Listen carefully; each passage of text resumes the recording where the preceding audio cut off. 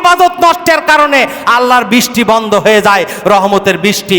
ওই মানুষটা ফকির যেই মানুষটা কিয়ামতে অতগুলো মানুষের হকুল ইবাদের হক বুঝে দিয়া নিঃস্ব হয়ে জাহান্নামে পতিত হবে। আমি পিতাদেরকে বলছি, সন্তানদেরকে ইচ্ছাই হোক অনিচ্ছাই হোক সম্পদ সমানভাবে ভাগ করে দিতে হবে, নইলে আল্লাহর আদালতে দাঁড় হতে পারবেন না। বাংলাদেশের একটি দ্বিতীয় বৃহত্তম মুসলিম রাষ্ট্র, আমরা ভুল করেছি, আল্লাহর কাছে ক্ষমা আরাধনা করলে ইস্তেসকার নামাজ পড়ি। রমজানুল মোবারকের ইবাদতের পরে আমরা এমন একটি সময় অতিবাহিত করছি, যেই সময়টা আমরা সকলেই উপলব্ধি করতে পারছি যে আল্লাহ রাব্বুল আলামিন আমাদের ওপরে ততটা খুশি নয়। এটা যখন আমরা উপলব্ধি করতে পারছি, তখন আমাদের স্বভাবতই অন্তরের মধ্যে এটা ভেসে ওঠে যে আমাদের কোথায় যেন কোনো জায়গায় যেন আমলিয়াতের অথবা ইয়াকিনের খামতি ঘটে গেছে।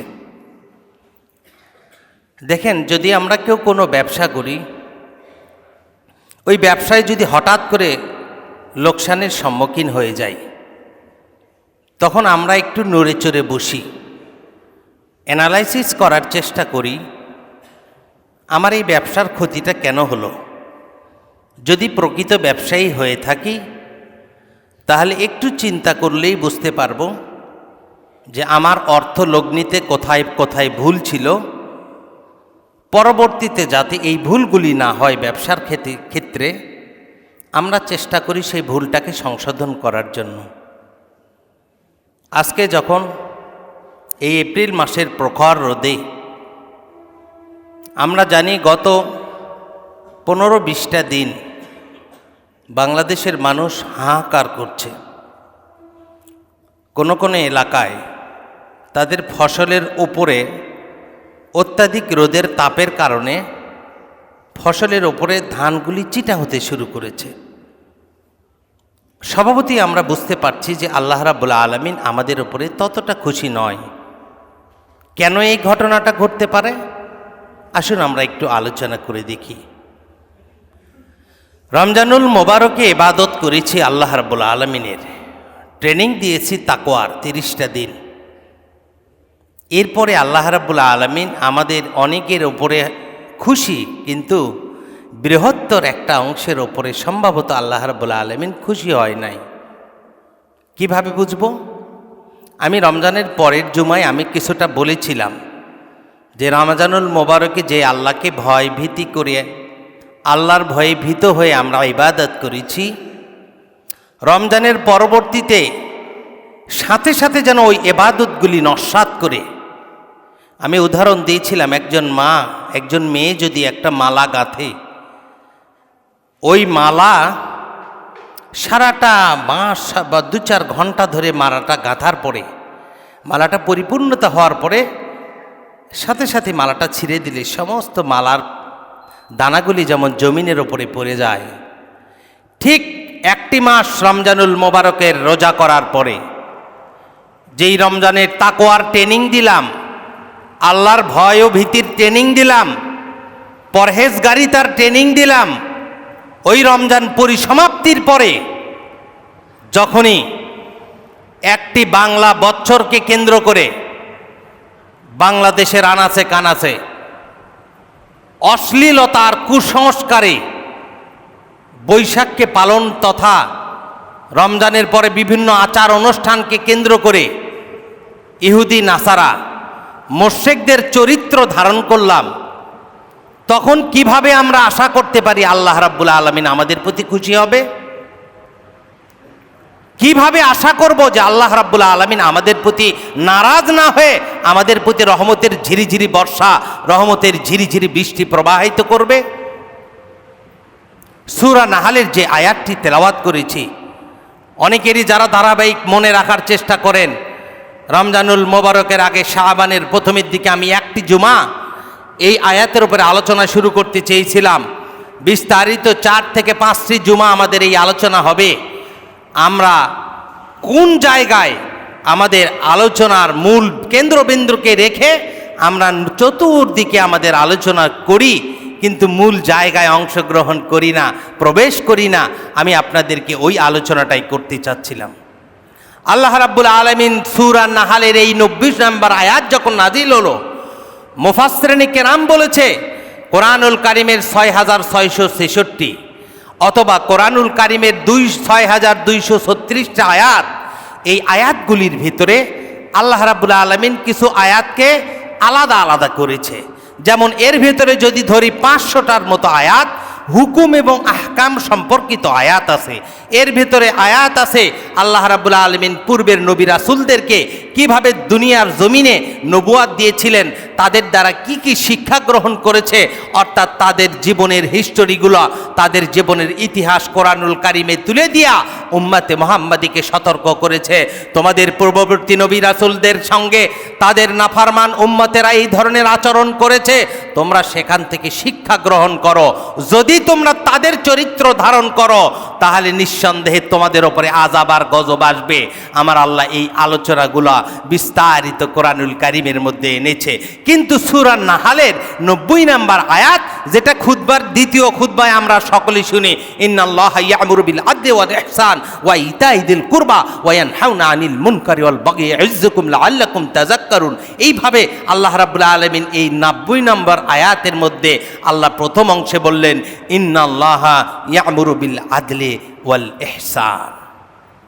আল্লাহ রাব্বুল আলামিন বললেন, মুফাসসিরিনে কেরাম এখানে ব্যাখ্যা করেছেন, মুসনাদে আহমদের একটা হাদিসকে ব্যাখ্যা করে সমস্ত মুফাসসিরিনে কেরাম ঐক্যমত পোষণ করেছেন। আল্লাহ রাব্বুল আলামিন যদি শুধু নাহালের এই 90 নম্বর আয়াত পৃথিবীর মানুষের জন্য নাজিল করতেন, ৬৬৬৬ আয়াতের প্রয়োজন হতো না।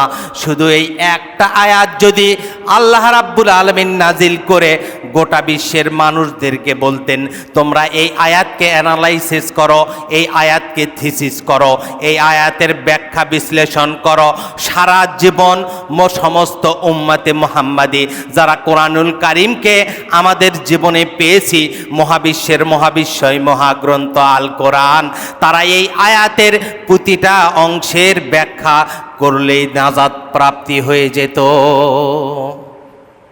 নাজাত পেয়ে যেত, জাহান্নাম থেকে মুক্তি ঘটতো যদি এই আয়াতের ব্যাখ্যা আসতো।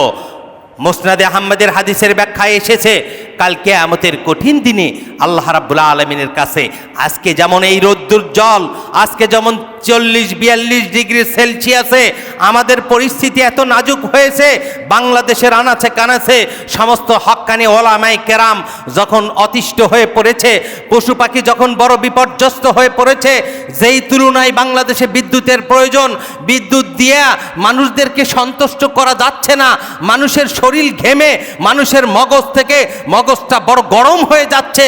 যদি কোনো মানুষ আধা ঘন্টা এই সূর্যের রোদের ভেতরে, 1 ঘন্টা সূর্যের রোদের ভেতরে দাঁড়ায়, আমার আল্লাহ কি রহমত করেছে।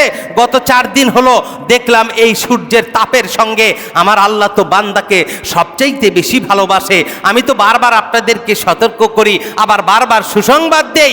আমার আল্লাহ বলেছেন, ইমাম গাজ্জালী রাহিমাহুল্লাহ বলেছে, আমার আল্লাহ তুমি তোমার নিজের আত্মাকে যতটা ভালোবাসো, পৃথিবীতে সবচাইতে মানুষ নিজের সন্তান সন্ততি পরিবার পরিজন সব কিছুর চাইতে মানুষ যখন নিজের আত্মাকে ভালোবাসে, একটা পর্যায়ে পৃথিবীর সব কিছুর চাইতে দিন শেষে মানুষ পরিলব্ধি করতে পারে, উপলব্ধি করতে পারে, আমি আমার আত্মাকেই সবচাইতে বেশি ভালোবাসি। কিভাবে যদি প্রমাণ করেন তাহলে দেখবেন, যদি কোনো মানুষ সমুদ্রের মধ্যে জাহাজটা ফুটো হয়ে যায়, তাদেরকে একবার জিজ্ঞেস করে দেখুন, গত 3 থেকে 4 বছর আগে একজন জেলে সেন্ট মার্টিনে তিনি যখন সমুদ্রের ভেতরে গিয়েন, যাবার পরে ওখানে ওই জাহাজের ভেতরে 10 থেকে 15 জন ছিল, তার নিজের ভাই ছিল, তার নিজের সন্তান ছিল। ওই নিজের সন্তানদেরকে ভাইদের একটা ঘটনা ব্যাখ্যা করতে যে তিনি গোটা বিশ্বের মানুষকে বলে দিয়েছে, আল্লাহ রাব্বুল আলামিন বলেছে তুমি তোমার আত্মাকেই সবচাইতে বেশি ভালোবাসো। প্রমাণস্বরূপ ওই জেলেটা বলেছিল, যখন জাহাজটা ডুবুডুবু অবস্থা, মাছ সমুদ্রের ভেতরে আমরা হাবুডুবু খেতে শুরু করলাম, আমাদের একটা প্রবল বাতাস এসে আমাদের ওই জাহাজটাকে দুলুময় করে দিয়া দুলতেছিল, আর আমরা আল্লাহকে ডাকতেছিলাম। এমন সময় এমন একটা পরিস্থিতি হলো, জাহাজটা ডুবে যাবার পরে আমি জাহাজের যেই একটা অংশ ছিল ওপরে, ওই অংশটা ধরে দাঁড়িয়েছিলাম। ঠিক ওই অংশের ভেতরে মাত্র 5 থেকে 6 জন আমরা ছিলাম। 5-6 জনের ভার ওই অংশ বহন করতে পারছিল না। অংশটা সমুদ্রের নিচের দিকে যাচ্ছিল। আমার ছেলেটা তখন আমার সামনে ছিল, আমার আপন ভাই আমার সামনে ছিল। আমি আমার ভাইকে চিন্তা, নিজের ইচ্ছা ছিল না, তারপরেও আমি আমার ভাইটাকে শক্ত করে হাতটা ছেড়ে দিয়া আমি জাহাজটা ধরেছিলাম। যদি আমার ভাই চলে যায়, অন্তত আমার কলিজার টুকরা সন্তানটা বাঁচবে। এরপরে 2 নম্বরে যখন আমার ভাইটা দুনিয়ার থেকে চলে গেল, বাবা বলল আমি আর আমার সন্তান, আর সবাই যখন হাত ছেড়ে দিয়ে চলে গেছে, 2 জন আমরা আছি। আমি চিন্তা করছিলাম আমি আমার সন্তানকে বাঁচাবো, সন্তান চিন্তা করছিল না আমি বাবাকে বাঁচাবো। এই পরিস্থিতিতে আমি চিন্তা করেছিলাম। একটা পর্যায়ে আমি মনে করলাম, যখন আমার নাক বরাবর পানি চলে আসলো, আমি ইচ্ছে করে আমার সন্তানের হাতটা ছেড়ে দিয়েছিলাম, কারণ আমি আমাকে বাঁচাইতে চাই। ইমাম গজ্জালী রাহিমাহুল্লাহ এই কথাই বলেছেন যে মানুষ যখন দিন শেষে একটা সময় আসে, মানুষ নিজের আত্মাকেই সবচাইতে ভালোবাসে। আর ইমাম গজ্জালী বলেছে, তুমি তোমার আত্মারে যতটা ভালোবাসো, আমার আল্লাহ তোমার চাইতে 99 টুকরা তোমারে বেশি ভালোবাসে। সুবহানাল্লাহি ওয়া বিহামদিহি। আমি আপনাদেরকে বুঝাইতে চাই, আমার আল্লাহ গত 4 দিন যাবত ওই আবহাওয়াবিদরা বলেছে 1 প্রকার অক্সিজেন আর বাতাস দিয়েছে। ওই বাতাসটা মানুষকে হালাক করে দেবে না, মানুষকে একেবারে শেষ করে দেবে না। 1 প্রকার নির্মল অক্সিজেন দিয়েছে। আপনারা গাছের নিচে বসে থাকলেও কিছুক্ষণ সময় অতিবাহিত করতে পারবেন, সারভাইভ করতে পারবেন। আমার আল্লাহ এইটুকু ইহসানি করেছে। কিন্তু আমরা আমার আল্লাহর সঙ্গে কি ব্যবহার করেছি, একটু পিছনের দিকে তাকিয়ে চোখটা বন্ধ করে নিজের আমলগুলো আমরা পরিলক্ষিত করি। আমার ভাইরা, মুসল্লিয়ানি কেরাম, রমজান শেষ হয়ে গেল, আরেকটি বাঙালি জাতির অনুষ্ঠান শুরু হলো। ওই অনুষ্ঠানের ঢাকা বিশ্ববিদ্যালয়ের সামনে যখন একটা র্যালি প্রতি বছর বের হয় চারুকলার থেকে, ওই র্যালিতে শিরক দিয়া পরিপূর্ণ মূর্তি দিয়া ওই র্যালি যখন যাচ্ছিল, একজন মুসলমানের বাচ্চা, বয়স মনে হয় 50 থেকে 60 বছর, বয়বৃদ্ধ হয়েছে, চুল দাড়ি পেকেছে। তাকে প্রশ্ন করা হয়েছে, কেন আনন্দ উল্লাস করো? তিনি একটি জাতিগত অনুষ্ঠানের বৈশাখীর কথা বলে তাকে বলা হয়েছিল রমজানের রোজা করেছেন, বলে রোজা করেছি আলাদা বিষয়, বাঙালি জাতির আচরণ করছি। এই রকম মূর্তিগুলো নিয়ে তিনি যখন নৃত্য করতেছিল, আমি ওই দিনই মনে করেছিলাম অনতি বিলম্বে বাংলাদেশে আল্লাহর গজব আর আযাব আসতে শুরু করেছে। আল্লাহ সূরা রোমের 41 নম্বর আয়াতে বলেছেন, জাহারাল ফাসাদু ফিল বাররি ওয়াল বাহরি বিমা কাসাবাত আইদিন নাস। জলে এবং স্থলে, জমিনের উপরে যত বিপর্যয় দেখছো, ভূমিধস দেখবা, অনাবৃষ্টি দেখবা, দুনিয়ার যত অন্যায় দেখবা, অবিচার দেখবা, দুনিয়াতে যত সাজার পাপের দরুন, দুনিয়াতে যত আযাবার গজব আসবে, ওই আযাবার গজবগুলি তোমরা অ্যানালাইসিস করবা, আযাবার গজবগুলি পর্যালোচনা করবা। তুমি তোমার আমুলটারে দেখবা, তোমার আমুলটা যদি ওই আযাবার গজবের চাইতে তোমার আমুল আরো নিকৃষ্ট হয়। আমার আল্লাহ এই কথাই বলেছেন, কোন মানুষকে আমি যখন আকল দিলাম, জ্ঞান দিলাম, জাহানা, আমার আল্লাহ বলেছেন ওই দুনিয়ার মানুষদেরকে যারা জাহান্নামের পথে দড়ি ছিঁড়ে মানুষ জাহান্নামের দিকে যেতে চায়, আল্লাহ রাসূল বলে আমি ওদের কোমর ধরে ধরে জান্নাতের দিকে আনতে চাই। কিন্তু মানুষ বোঝে না, ওরা আমারে বুঝে না, আল্লাহরে বুঝে না, ওরা দড়ি ছিঁড়ে মনে হয় জাহান্নামের দিকে যায়। এই রকম যখন জাহান্নাম দিকে ধাপিত হওয়া মানুষগুলি সামনে পায়, আমার রাসূল যেমন তাদেরকে কোমর ধরে ধরে জান্নাতের দিকে নিয়ে যাওয়ার চেষ্টা করে, তেমনি গোটা বিশ্বে যত ওলামায়ে কেরাম আছে, তারা তো আমার রাসূলের আল উলামা ওয়ারাসাতুল আম্বিয়া, তারা রাসূলের ওয়ারিস হওয়ার কারণে সমস্ত জাহান্নামকামী, জাহান্নামের ওই পথযাত্রী জাহান্নামীদের কোমর ধরে ধরে আবার তাদেরকে সিরাতাল মুস্তাকিমের পথটা চিনিয়ে দেয়। ওলামায়ে কেরামের দায়িত্ব। সারাটা সপ্তাহ যদি না পায়, জুমার আধা ঘন্টা খুতবায় তারা একটা চেষ্টাই করে, যেই চেষ্টা আমার রাসূল তাদেরকে করেছে। আজকে জাতির কাছে এই বিপর্যয়ের সময় যখন বাংলাদেশের আনাচে কানাচে মানুষ বৃষ্টির জন্য আমার রাসূলের সুন্নাহ ইস্তেসকার নামাজ পড়ছে, বৃষ্টির জন্য, আল্লাহর রহমতের ঝিরিঝিরি বৃষ্টির জন্য, তখন আমি গতকালকে একটু তাহকিক করে দেখলাম কোথায় আমাদের ল্যাপস আছে, কোথায় আমাদের ভুল আছে। মুসনাদে আহমদের এই হাদিসটা যখন দেখলাম স্পষ্ট করে তিনটা বিষয় আমি মিলাইলাম। মিলানোর পরে আমার মনে হলো গত জুমায় আমি দোয়ার পাড়াতে খুতবা দিয়েছিলাম, আমি সেখানেও বলেছিলাম যে ৭৫ বছরের ইতিহাসে আরবের এই যে আপনার দুবাইয়ের মাটিতে যেই ঝড় আর বৃষ্টিটা হলো, এটা দুবাইয়ের মাটিতে কয়েকটা কারণ ছিল। তার মধ্যে দুবাইয়ে আমাদের হিন্দু ভাইয়েরা তারা যেখানেই থাক তাদের মন্দির নির্মাণ করুক, আমাদের কোনো আসে যায় না। হয়তো তাদেরকে ইসলামী রাষ্ট্র তাদেরকে অনুমতি দিতে পারে, কিন্তু কোনো ইসলামী রাষ্ট্র তার মন্দিরের দায়িত্ব নিয়ে মন্দির নির্মাণ করে দেওয়ার পরে ওটাকে উদ্বোধন করার জন্য সকল মুসলমানেরা যাইয়া তাদের মূর্তির সামনে দাঁড়ায়া যদি আমরা তাদেরকে সৌহার্দ্যপূর্ণের কথা বলি আর বলি ওরা মুসলমান হিন্দু সব ভাই ভাই, এটা যদি বলতেন তাহলে আমার রাসূল মক্কাতেই থাকতে হতো, আমার রাসূলকে মদিনায় যাওয়া লাগতো না। মুসল্লিয়ান ইকরাম, বিশ্বনবী যদি যেইভাবে নবুয়ত প্রাপ্তির আগে আলামিন উপাধি পেয়েছিলেন, মক্কার মানুষেরা আমার রাসূলকে সবচাইতে অন্তর দিয়ে আত্মা দিয়ে ভালোবাসত। যখনই তৌহিদের বাণী, আল্লাহর একত্ববাদের বাণী বিশ্বনবী প্রচার করলেন, বললেন লাত মানাত উজ্জাত ধবল এই সমস্ত মূর্তি পূজা করা যাবে না, আল্লাহ রাব্বুল আলামিন এক ও অদ্বিতীয় রব্বে কারিমের ইবাদত করতে হবে। যখনই এক আল্লাহর ইবাদতের কথা বলল, তৎকালীন ওই জাহেল, তৎকালীন মূর্তি পূজক আবু জেহেল উতবা সাইবা আমার রাসূলের উপরে যারা এত কলিজা দিয়ে ভালোবাসত, যার কাছে লক্ষ লক্ষ টাকার স্বর্ণ আর সম্পদ, স্বর্ণ মুদ্রা, দিনার দিরহাম তারা গচ্ছিত রেখে তাদের অন্তরে প্রশান্তি পেত, যার চেহারার দিকে তাকিয়ে মক্কার মানুষেরা নিজেদের ক্ষুধার জ্বালা ভুলে যেত, সেই আলামিন আখিরি জামানার পয়গাম্বার এ আল্লাহর একত্ববাদের ঘোষণার সঙ্গে সঙ্গেই তাদের সঙ্গে বিস্তর ফারাক শুরু হয়ে গেল। এইটা বিশ্বনবী যখন মক্কার মাটিতে বললেন, আমার রাসূলকেও পছন্দ করলো না। দুবাইয়ের মাটিতে হিন্দুদের একটি পূজা মণ্ডপ, হিন্দুদের একটা মন্দিরকে উদ্বোধনকে কেন্দ্র করে তারা যেই পরিমাণ সেখানে তাও সৌহার্দ্য দেখাতে যে ইসলামের তাহাজিব তামাদ্দুমকে ভুলে গেছে, আমি তখনই মনে করেছিলাম দুবাইয়ের মাটিতে আল্লাহর গজব আসছে। কারণ আমার আল্লাহ বলেছে জাহরাল ফাসাদু ফিল বাররি ওয়াল বাহরি বিমা কাসাবাত আইদিন নাস।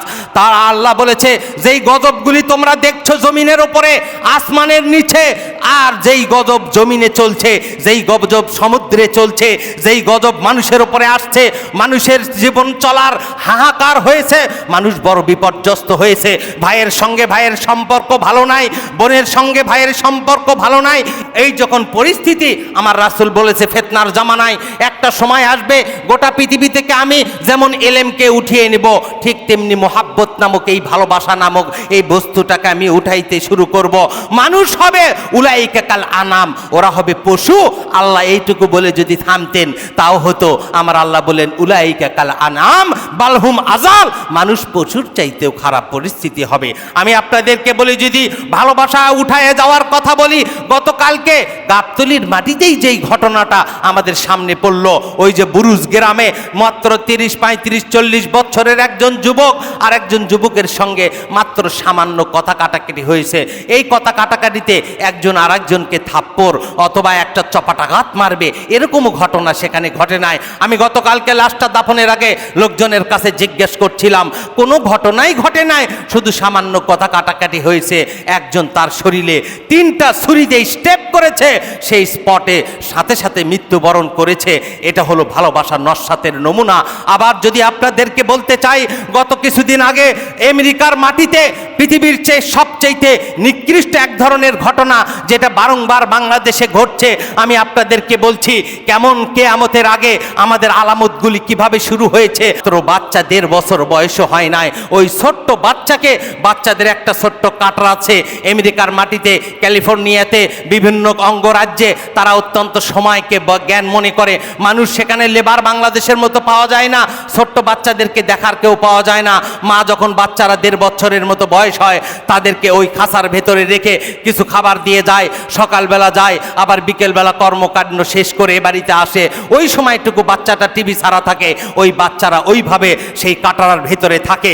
এই রকম পরিস্থিতি গত কিছুদিন আগে একজন মা, গোটা বিশ্ব যখন ভায়োলেন্স হচ্ছে, মানুষের প্রতি মানুষের ভালোবাসা, মানুষের অন্যায় অবিচার বেড়ে যাচ্ছে, আমার আল্লাহ বলছে আমি তোমাদেরকে তোমাদের অন্যায় ধরে ধরে যদি গজব দিতাম তাহলে দুনিয়াতে তোমরা টিকতে পারতে না, ধ্বংস হয়ে যেতা।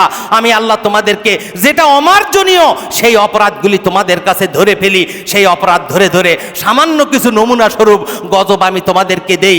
দুনিয়ার মানুষ তোমরা তাতেই ব্যতিব্যস্ত হয়ে যাও। আমি চিন্তা করি তোমাদেরকে গজব দেই ধ্বংস করার জন্য না। আমি রব্বে কারিম হলো রহমানুর রহিম, আমি রব্বে কারিম হলো আউয়ালুল আউয়ালিন, আমি রব্বে কারিম হলো আখিরুল আখিরিন। আমি তোমাদের সবচেয়ে বড় রহমান। আর রহমানু আল্লামাল কোরআন, যেই আল্লাহ আমাদেরকে ইলম শিক্ষা দিয়া রহমতের দরজায় দ্বার প্রান্তে পৌঁছে দিয়া আমাদেরকে বলেছে ইলম শিক্ষা করো, তাহলে আমি আল্লাহকে চিনতে পারবা। আর আমি আল্লাহকে যদি চিনতে পারো, তোমাকে আমার আল্লাহর মাহবুব বান্দার থেকে কেউ শয়তানের খাতায় তোমার নামটা লিখে দিতে পারবে না। শয়তানের ওয়াসওয়াসায় তুমি কখনোই নিমজ্জিত হতে পারবে না যদি আমি আল্লাহকে চিনো।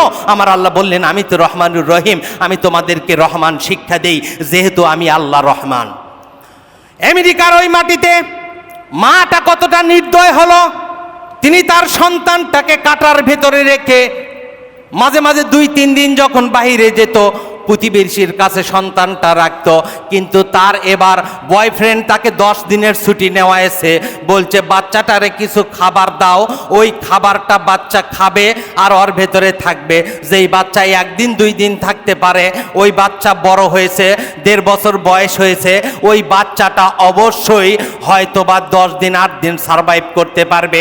ওই চিন্তা করে ওই মাটা তার কাছে বাড়ির একটা সিসি ক্যামেরা ছিল, ওই ক্যামেরাটা অন করে মাটা সমুদ্র সৈকতে আনন্দ করতে যায়। এমন সময় যখন গোটা বিশ্বের এই ঘটনাটা ভাইরাল হয়ে গেল, গোটা বিশ্বের মানুষ এই বাচ্চার চেহারা দেখে, যেই ধর্মেরই হোক, ও তো আল্লাহর মাসুম বাচ্চা, ওর তো কোনো পাপ নাই, ওই বাচ্চার চেহারা দেখে গোটা বিশ্বের মানুষ চোখের পানি ফেলেছে।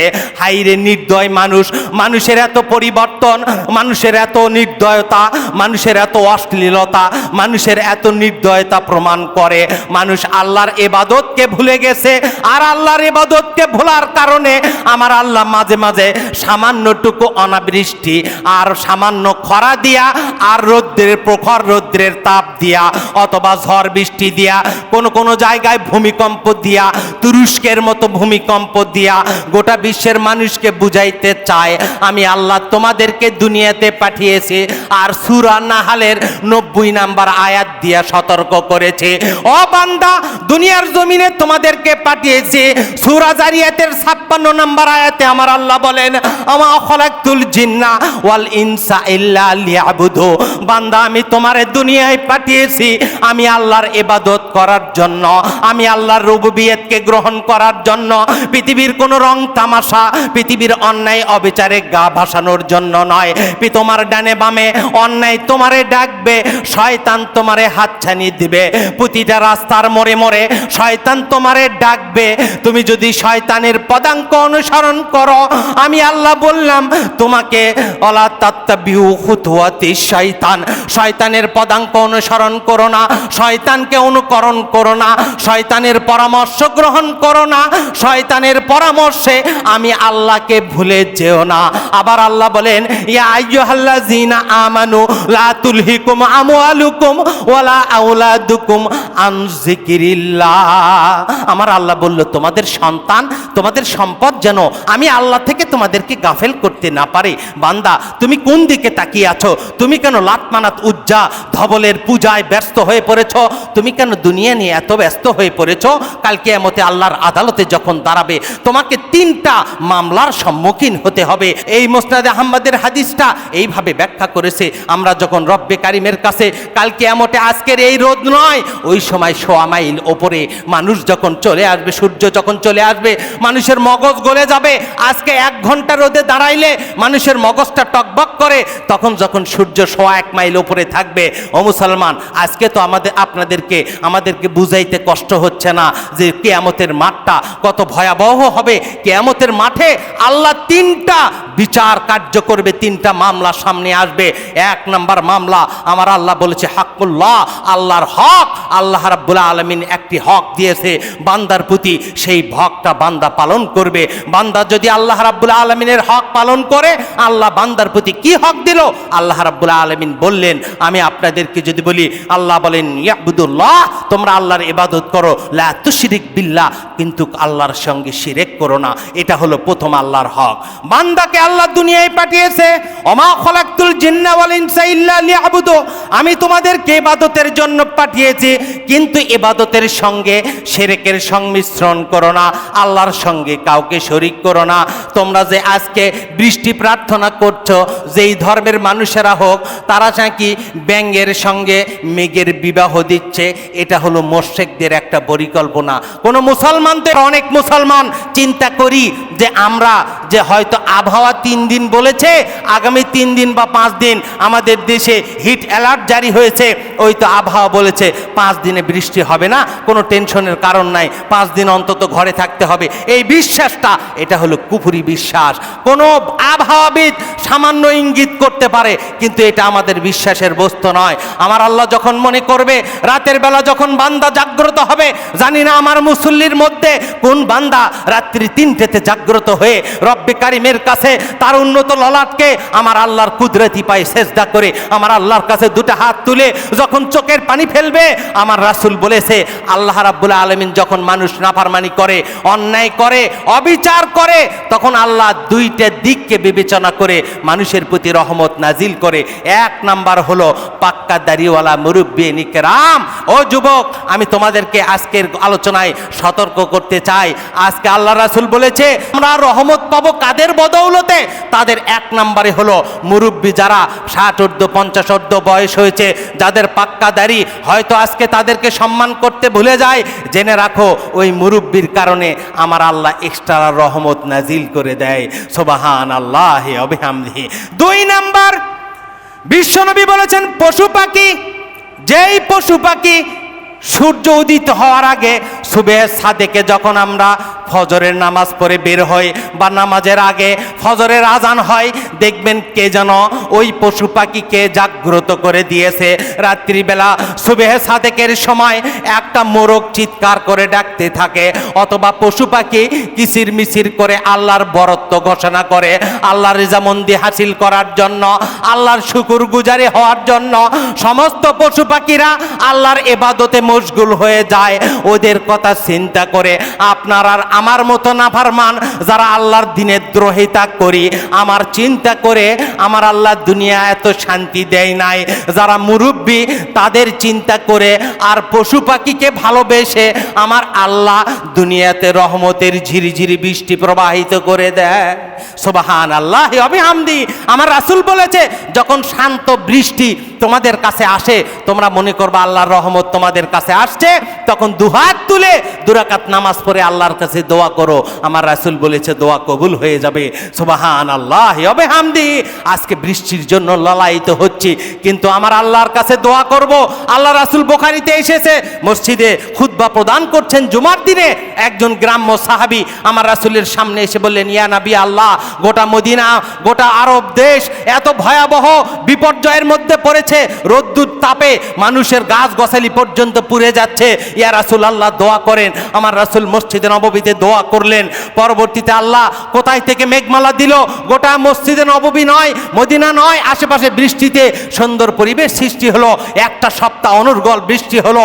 আল্লাহ রাসূল সাল্লাল্লাহু আলাইহি সাল্লাম পরবর্তী জুমায় যখন আবার দাঁড়ালেন খুতবায়, বিশ্বনবী সাল্লাল্লাহু আলাইহি ওয়াসাল্লাম নামাজের মাঝে, সাহাবায়ে কেরাম বলল, ইয়া রাসূলুল্লাহ, মদিনার চতুর্দিকে বৃষ্টিতে বন্যার মতো হয়েছে, আল্লাহর কাছে দোয়া করুন। করুন আল্লাহ বন্যার জন্য, বন্যা বৃষ্টিটা বন্ধ করে দিক। আমার রাসূল বললেন ওমা হাওয়া আলাইনা ওমা আলাইনা, আমার রাসূল বললেন আল্লাহ বৃষ্টিটা বন্ধ করে দিয়া মদিনার থেকে তুমি মেঘটাকে সরায় নাও। আল্লাহ রাসূল সাল্লাল্লাহু আলাইহি ওয়াসাল্লামের বুখারীর বর্ণনায় এই হাদিসটা এসেছে, মদিনা পরিষ্কার হয়ে গেল, মদিনাতে বৃষ্টির প্রয়োজন নাই। এইভাবে গত বছরে আমরা দেখেছিলাম সম্ভবত এই যে বরিশাল ডিভিশনের কোনো একটা জায়গায় এইরকম ইস্তেসকার নামাজ পড়ছিল। আল্লাহ রাসূলের সুন্নাহ অনুযায়ী ইস্তেসকার নামাজের ব্যাখ্যা হলো আল্লাহ রাসূল বলেছে 2 রাকাত নামাজ পড়বে। এটা হতে পারে ঈদের নামাজ যখন হয়, অর্থাৎ সূর্য উদিত হওয়ার কিছুক্ষণ পরে খোলা ময়দানে যাবে, শরীরের পোশাকটা জীর্ণ শীর্ণ থাকবে। আল্লাহ রাসূল সাল্লাল্লাহু আলাইহি ওয়াসাল্লাম বলেছে ইস্তেসকার নিয়মটা অনেকেই বিভিন্নভাবে মুহাদ্দিসিনে কেরাম ব্যাখ্যা করেছে, কিন্তু সহিহ সুন্নাহ মতে ওই মাঠে যাবে, জীর্ণ শীর্ণ কাপড় পরবে, আল্লাহ রাব্বুল আলামিনের কাছে 2 রাকাত নামাজ পড়বে। এখানে 7 আর 5 12 তাকবীরের কথা আছে ঈদের নামাজের মতো। কেউ কেউ বলেছে 12 তাকবীর লাগবে না, শুধু স্বাভাবিকভাবে জামাত করে 2 রাকাত নামাজ পড়বে।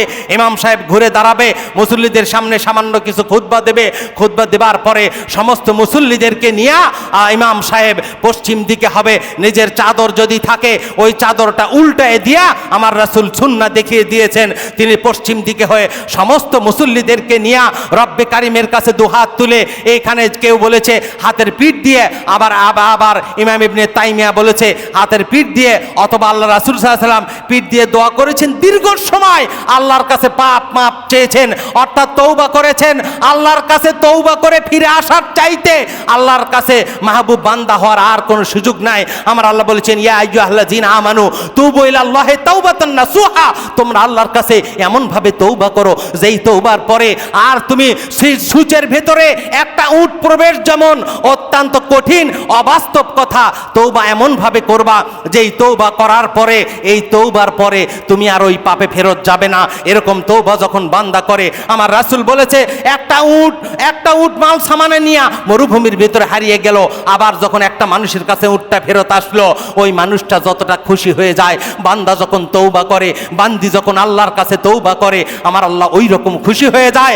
আমি আপনাদের সহ এই মিডিয়ার মাধ্যমে সহ আমি গোটা বাংলাদেশের মানুষকে জানাইতে চাই, বর্তমান সরকারের কাছে মেসেজটা পৌঁছানো দরকার। বিশেষ করে ধর্ম মন্ত্রণালয়ের যিনি প্রতিমন্ত্রীর দায়িত্বে আছেন, আজকে বাংলাদেশে তওবা দিবস ঘোষণা করুন। আমরা তওবা করতে চাই, বাংলাদেশের 16 কোটি 17 কোটি মানুষ একসঙ্গে তওবা করে আল্লাহর কাছে আল্লাহর পথে ফিরে আসতে চাই।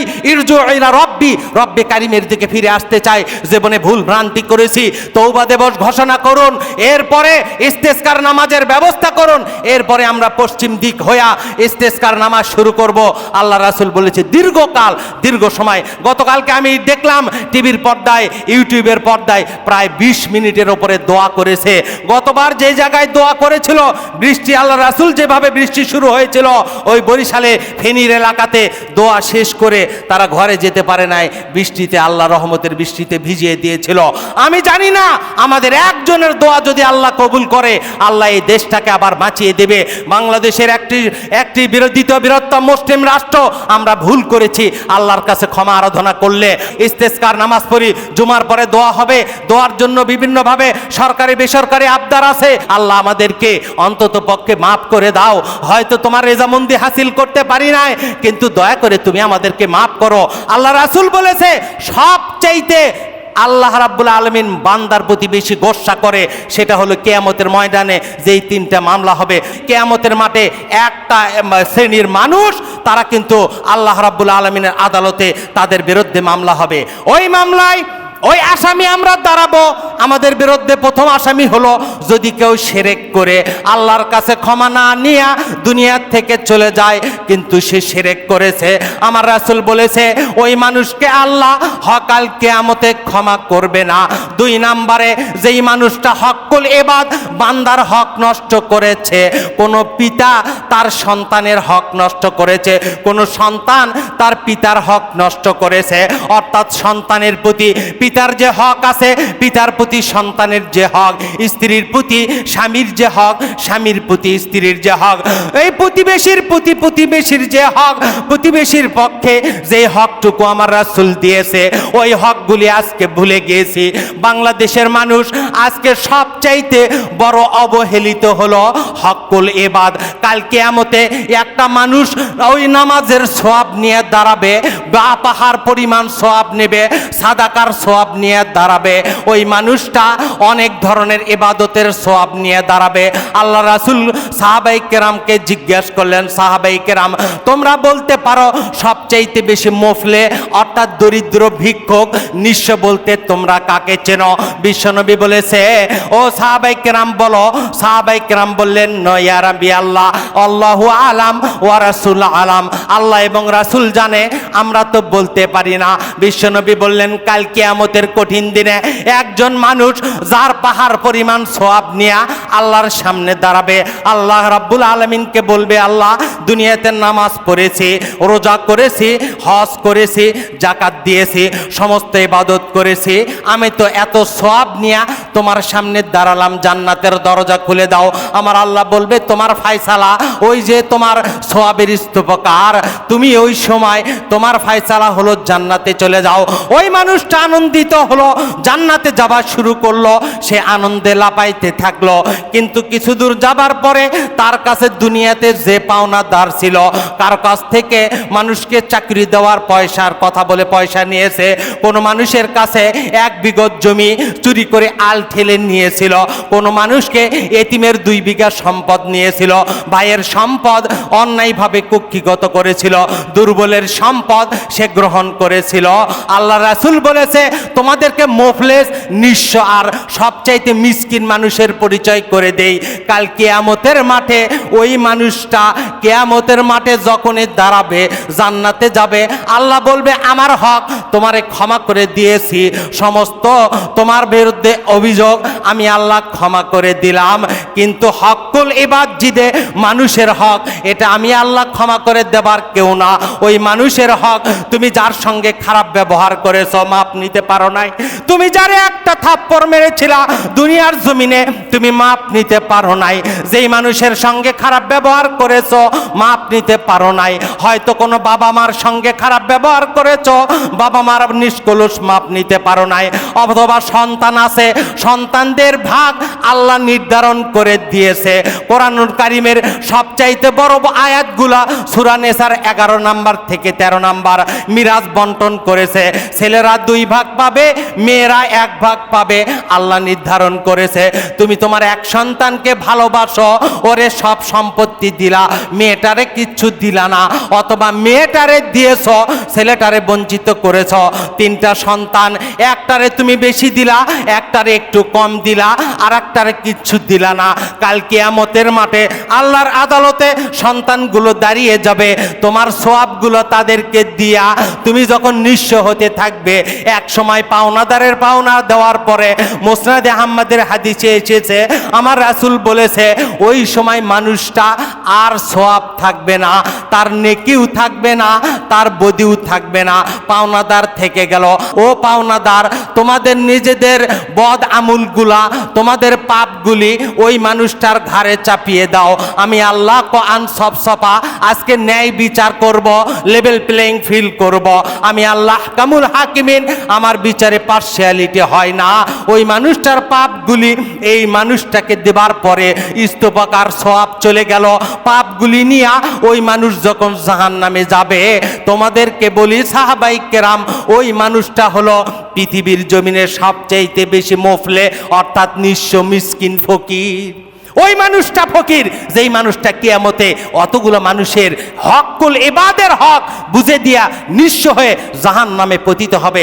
আমি পিতাদেরকে বলছি, সন্তানদেরকে ইচ্ছাই হোক অনিচ্ছাই হোক সম্পদ সমানভাবে ভাগ করে দিতে হবে, নইলে আল্লাহর আদালতে দাঁড় হতে পারবেন না। হকুল ইবাদত নষ্টের কারণে আল্লাহর বৃষ্টি বন্ধ হয়ে যায়, রহমতের বৃষ্টি।